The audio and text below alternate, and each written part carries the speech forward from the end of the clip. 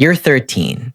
Your aunt's garbage disposal hums and won't spin, and you free the jam with a hex key taped to the bottom that nobody told you was there. She hands you a 10 and tells the building manager. 20 years later, the shop with your name on the door sells into a private equity roll-up for about $1 million, the same number these platforms have quietly paid for shops just like it, again and again across the country.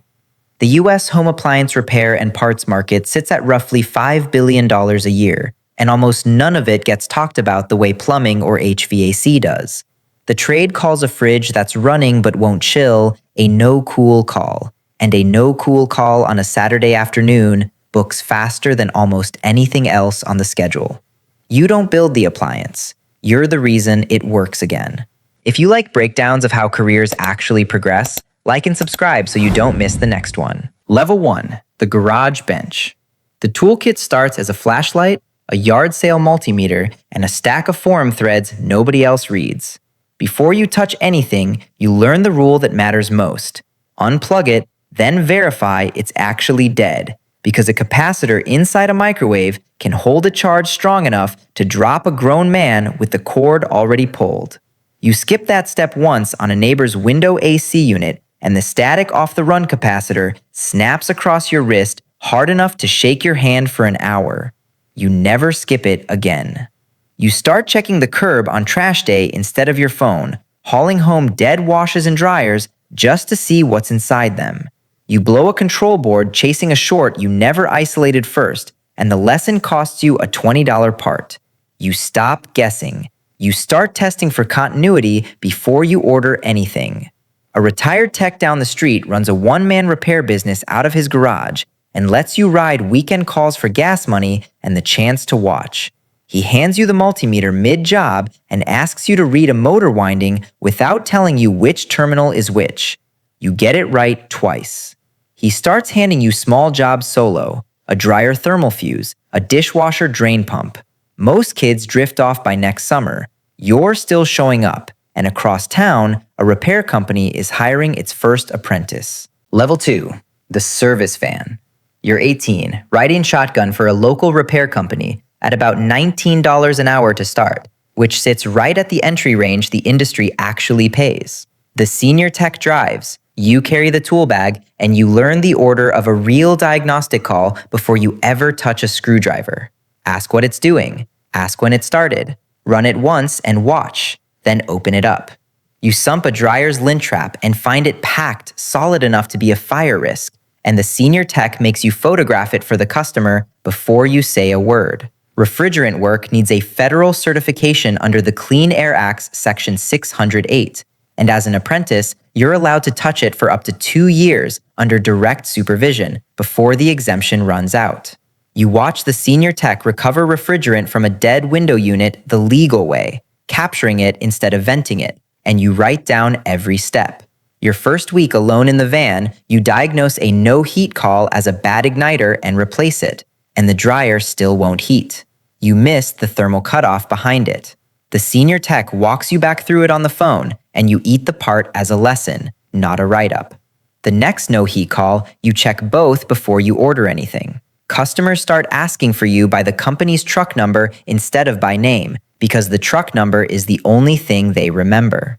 You stop being the kid in the passenger seat and start being the one customers wait for. Level 3, the signature on the ticket. You're 22, certified Section 608 universal, so you can legally handle any sealed refrigerant system.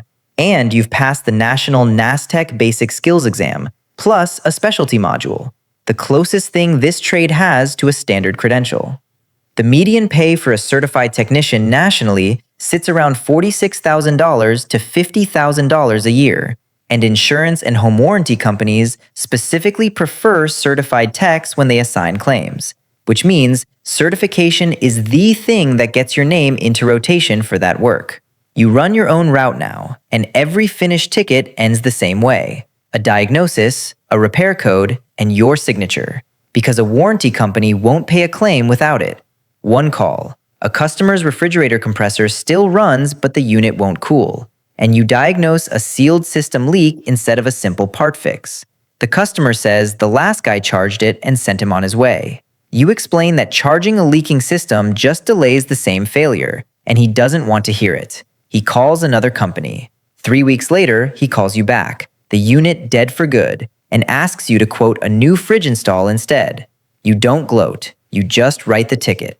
Your signature starts meaning something to people who don't know your name yet, only your work. Level 4, the specialist. You're 27, working high-end and commercial appliances now. Sub-Zero, Wolf, restaurant-grade ranges, the jobs other techs pass on because the parts are expensive and the diagnosis has to be right the first time. You've earned the Professional Service Association's Certified Appliance Professional Master Technician rating, a 300-question exam needing better than 75% to pass. And pay in this tier runs toward the top of the range, $65,000 to $80,000 depending on market. The Association of Home Appliance Manufacturers has projected the industry needs more than 50,000 new technicians just to keep pace, and most of the people entering the trade right now aren't trained for commercial-grade work, which is exactly the gap you've filled. On a restaurant walkthrough, every other tech who'd looked at the walk-in cooler called it a fan motor. You checked a defrost timer instead, find it cycling wrong, and the fix cost the owner $40 instead of $400.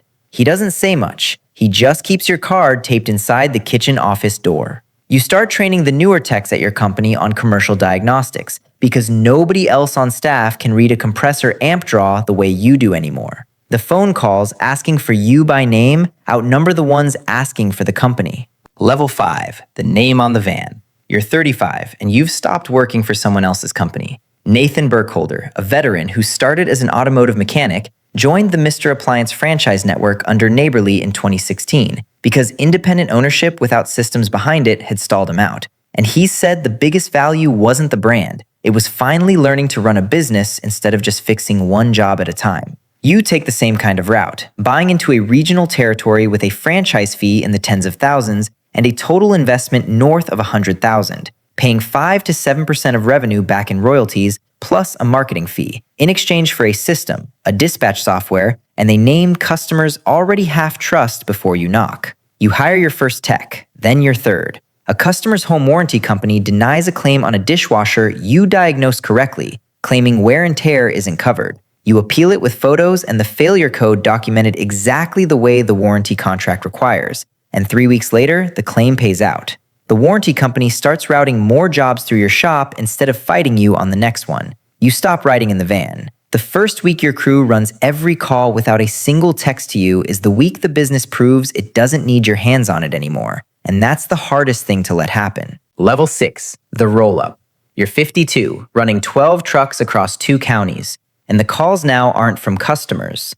Private equity has bought nearly 800 home service companies since 2022, mostly clustered in HVAC, plumbing, and electrical, with appliance repair increasingly swept into the same platforms because the math is identical. Smaller standalone shops get bought outright for an average around $1 million, while larger regional operators command valuations closer to $20 million. Due diligence on your shop is its own kind of inspection. Advisors pull every technician certification file, every Section 608 card, every warranty company contract, every customer review going back years. One reviewer flags a single complaint from 3 years back about a missed appointment. You produce the rescheduled ticket and the customer's 5-star follow-up review, and the room moves on. Decades of clean paperwork are the reason the price holds at all. You sit at a table instead of standing in a kitchen with a multimeter, and the quiet feels the same as an empty shop at closing time. You sign your name the way you've signed every work order since level 3, except this signature releases you. The techs stay, the trucks stay, the name on the door stays, because the buyers wanted it that way. Here's what the ladder hides. At every level, the thing of value was never the multimeter. It was the signature, the legal fact that one trained person looked at a failing machine, diagnosed it correctly, and put their name behind the outcome. The kid with the hex key wasn't fixing a disposal. He was learning whose word a building manager would trust next. The customer paying a service call fee wasn't paying for 15 minutes of labor. He was paying for the only diagnosis he could actually rely on. There's a cost the brochures skip too. Knees that ache from crawling under sinks. A back that complains loading a stacked washer-dryer alone. You'd sign up for it again. These days, you show up to the shop early out of habit. There's a teenager 2 streets over pulling a dead washer off a curb on trash day, taking it apart on a garage floor just to see what's inside. Nobody told him to check for a charge before he touches anything. Somebody will. He calls you for advice on a part number, and you walk him through it the way someone once walked you through a winding test. 2 terminals, no label, get it right twice. The ladder keeps going. You're just higher on it now, holding it steady for the next kid standing at the bottom.